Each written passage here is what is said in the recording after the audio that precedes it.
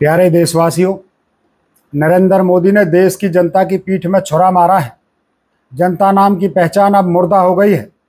जनता के पास सबसे बड़ा हथियार था वोट, जिसके कारण हर राजनीतिक दल 5 साल में एक बार जनता के हाथ पैर जोड़ने घर घर जाता था। चुनाव हारने के डर से जनता से घबराता था, गलती करने से डरता था, व्यवहार अच्छा रखता था, अगले चुनाव में लोग नाराज ना हो जाएं, इसकी फिक्र करता था। क्षेत्र के विकास के काम करता था। नौकरी, पढ़ाई और खेती किसानी की समस्याओं को तुरंत ठीक करता था, क्योंकि उसके मन में जनता का डर था। लेकिन आपने कुछ सालों में देखा, किसान आंदोलन हुए, 700 से ज़्यादा किसान शहीद हो गए, फिर भी भाजपा जीत गई। लखीमपुर खीरी कांड हुआ, फिर भी भाजपा जीत गई। शाहीन बाग आंदोलन हुआ, फिर भी भाजपा जीत गई। हाथरस उन्नाव जैसे जघन्य बलात्कार और हत्या के केस हुए, फिर भी भाजपा जीत गई। जेएनयू में खाना खाता है बच्चे पीटे गए, स्टूडेंट सड़कों पर उतरे, गोदी मीडिया को दुत्कारा गया, फिर भी बीजेपी जीत गई। पत्रकारों को जेल में डाला गया, पत्रकारों की हत्याएं हुई, फिर भी बीजेपी जीत गई। नोटबंदी, लॉकडाउन, कोविड वैक्सीन का घोटाला जैसे जानलेवा कांड किए, फिर भी बीजेपी जीत गई। मध्य प्रदेश, गोवा, कर्नाटक, महाराष्ट्र में बनी बनाई सरकारें गिराई गई, विधायक खरीदे गए, फिर भी बीजेपी जीत गई। लोग गरीबी से त्रस्त हैं, युवा बेरोजगार हैं, सरकारी नौकरी नहीं भी आई, फिर भी पेपर लीक हो रहे हैं। सेना को कमजोर करती अग्निवीर योजना आ गई, 3 काले किसानों के कानून आ गए, 370 हटाने पर कश्मीर से लड़कियां लाने जैसा गंदा बयान आए, फिर भी बीजेपी जीत गई। भरे मंच से मुस्लिमों का कत्लेआम का आह्वान किया गया, फिर भी बीजेपी जीत गई। इतनी सारी जीत ने इन सभी जीतों पर सवाल खड़े कर दिए थे कि आखिर ऐसा क्या हो रहा है जिस पर जनता का वश नहीं चल रहा। चुनाव बाद जनता कहती है, हमने तो बीजेपी को वोट ही नहीं दिया। फिर बीजेपी जीत कैसे गई? महाराष्ट्र के एक गांव में उन्होंने तो चुनाव रिजल्ट ठुकरा कर पूरे गांव ने फिर से वोटिंग करके दिखा दी, फिर भी समझ में नहीं आया। लेकिन कहते हैं, साँच को आँच नहीं। मोदी के नाम का जो जादू दिखाया गया था, वो असल में कोई जादू नहीं, बल्कि फर्जीवाड़ा करने का नकाब था। कोई योजना काम नहीं कर रही थी, कोई सर्जिकल स्ट्राइक काम नहीं कर रही थी, कोई विदेशों में डंका वंका कुछ नहीं बज रहा था। ना युवा वोट दे रहा था, ना महिलाएं वोट दे रही थी, ना किसान वोट दे रहा था, ना व्यापारी वोट दे रहा था। वोट तो फर्जी डल रहा था, जिससे मोदी चुनाव जीत रहा था। राहुल जी ने जो प्रेस कॉन्फ्रेंस करके चुनाव आयोग पर सवाल खड़े किए, वो बहुत गंभीर सवाल हैं। 50 मिनट की कॉन्फ्रेंस में पूरे सबूतों के साथ चुनाव आयोग के फर्जीवाड़े को उजागर किया। उन्होंने बताया कि चुनाव आयोग फर्जी वोट जोड़कर मोदी जी को चुनाव जिता रहा है। जैसे महाराष्ट्र में 5 महीने में इतने वोटर जोड़ दिए जितने पूरे 5 साल में नहीं जुड़े। एक बिल्डिंग में 2200 वोट दिखा दिए। ऐसे ही 2024 लोकसभा में मोदी जी ने 240 सीट जीती और इसी फर्जीवाड़े की दम पर प्रधानमंत्री बन गए। आप खुद सोचिए, क्या संभव है कि किसी दुकान के पते पर दोस्तों 68 लोग रहते हों, और जब लोगों ने जाकर देखा तो वहां कोई नहीं। एक बेडरूम वाले फ्लैट में कई जातियों के लोग एक साथ रहते हों, और वहां जाकर देखा गया तो कोई नहीं मिला।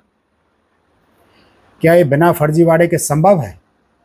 11,965 वोट एक ही विधानसभा में ऐसे हैं जिनका या तो पता गलत है, या फोटो गलत है, या फिर वो सब कुछ उनका मिल ही नहीं रहा है, फिर भी वोट करके आ गए। क्या ये बिना फर्जीवाड़े के संभव हो सकता है? एक व्यक्ति एक राज्य में 2 अलग अलग लोकसभा की विधानसभा में 4 बूथ पर वोट करता है। इस तरह यह व्यक्ति अलग अलग 3 राज्यों में वोटिंग करता है। क्या ये बिना फर्जीवाड़े के संभव हो सकता है? 10 से ज़्यादा बल्क वोटर एक ही पते पर रखे गए, 68 लोग एक दुकान के पते पर रखे गए, क्या बिना फर्जीवाड़े के संभव हो सकता है? 4132 वोट, उनकी फ़ोटो है ही नहीं, और है तो इतनी छोटी है कि दिखाई नहीं देती। क्या ये बिना फर्जीवाड़े के संभव हो सकता है? 50 से 95 वर्ष की आयु वाले लोगों का फॉर्म 6 भरा गया।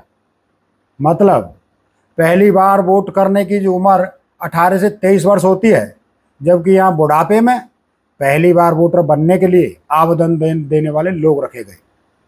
क्या ये बिना फर्जीवाड़े के संभव है? सोचिए दोस्तों, बिल्कुल नहीं है। यह बिना फर्जीवाड़े के कभी संभव हुआ ही नहीं। राहुल जी ने बताया यह फर्जीवाड़ा कैसे हुआ। उन्होंने पूरी स्लाइड बताया कि वोट चोरी के 5 तरीके अपनाए गए। पहला तो यह है कि डुप्लीकेट वोटर बनाकर, दूसरा फेक एड्रेस बनाकर, तीसरा एक एड्रेस पर बल्क वोटर जोड़कर, चौथा अनवैलिड फोटो लगाकर, पांचवा फॉर्म 6 नए वोटर फॉर्म का गलत उपयोग करके।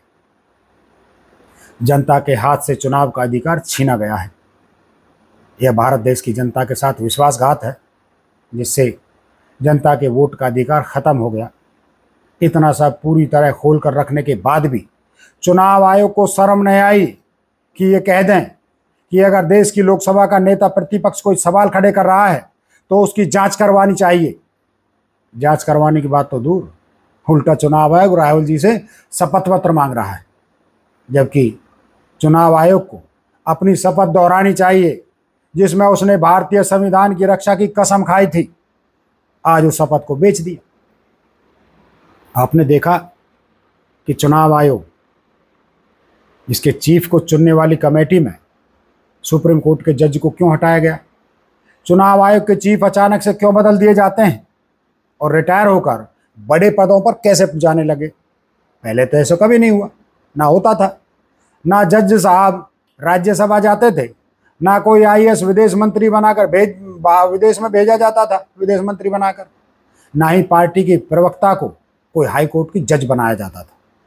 ये सब इसलिए होने लगा है क्योंकि देश में चुनाव के नाम पर खेल होने लगा है और जनता का डर खत्म हो गया है। अब जनता चुनावी प्रधानमंत्री से सवाल करेगी कि अगर आप निष्पक्ष चुनाव करवाते हैं तो सबसे पहले ये बताएं कि चुनाव आयोग के चीफ को चुनने वाली समिति से सुप्रीम कोर्ट के जज को क्यों हटाया गया।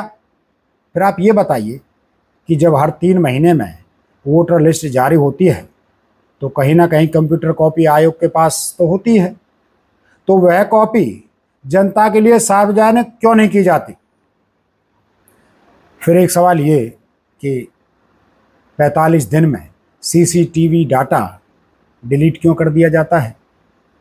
ऐसी क्या जल्दी है आपको? देश में सुपर कंप्यूटर है जिसमें स्पेस तक का डाटा स्टोर हो सकता है। आपका डाटा तो नाक के बाल बराबर भी नहीं है, फिर उसे क्यों डिलीट करने का कानून बनाया? और फिर ये बताएं कि आपने जो हार्ड कॉपी वोटर लिस्ट दी है उसमें ऑप्टिकल कैरेक्टर रिकॉग्निशन वाली जो फॉर्मेट आपने क्यों हटाई? क्या आपने जानबूझकर ऐसा किया ताकि कोई वोटर लिस्ट स्कैन करके डाटा की जांच ना कर ले? ऐसा हुआ क्यों, ये बताइए। और ये बताइए कि जिन 25 सीट पर बीजेपी मात्र 35,000 वोट से कम से जीती है, उन लोकसभाओं की वोटर लिस्ट सबसे पहले जनता को सौंपने की घोषणा क्यों नहीं करते ताकि दूध का दूध और पानी का पानी हो जाए। अगर आप जीते हैं तो जनता को विश्वास हो जाएगा। अगर आपने फर्जी वोट से चुनाव जीता है तो आपको सरकार छोड़कर विपक्ष को सत्ता सौंप देनी चाहिए या फिर नए सिरे से चुनाव करवाइए। आप ऐसा क्यों नहीं कर सकते, ये बताइए। अब नरेंद्र मोदी ने जनता से वह हथियार छीन लिया है। अब आपके पास ना वोट का अधिकार है ना वोट डालने की ज़रूरत, क्योंकि आपके वोट से मोदी सरकार को कोई फर्क नहीं पड़ता। आप वोट दो या ना दो, जीत बीजेपी की होनी है। इसलिए भाजपाई नेता इतने कॉन्फिडेंस में रहते थे कि आएगा तो मोदी ही। क्यों भाई, मोदी कोई फैक्ट्री का आलू है जो कहीं से भी डालो चिप्स ही आएगा। आज भारत की जनता के लिए खतरे की घंटी बजी है। आज देश की जनता को दिए संवैधानिक अधिकारों के लगभग मारे जाने की साजिश खुली है। वह साजिश जो जनता को हिंदू मुस्लिम, सर्जिकल स्ट्राइक, लाडली बहना, पाखंडी राष्ट्रवाद जैसे विषयों में उलझाकर पीठ पीछे छुरा मारा है। इसलिए अब सिर्फ जनता ही देश को बचा सकती है, क्योंकि सरकार तो जनता को गुलाम बनाने में लगी है। सरकार को देश से कोई मतलब नहीं रहा। अब देश में दो वर्ग मिलकर देश में संविधान वापस लागू करवा सकते हैं, एक विपक्ष और एक जनता। हम तो तैयार हैं, अब निर्णय आपको करना है, क्या करें क्या ना करें। जय हिंद, जय जगत।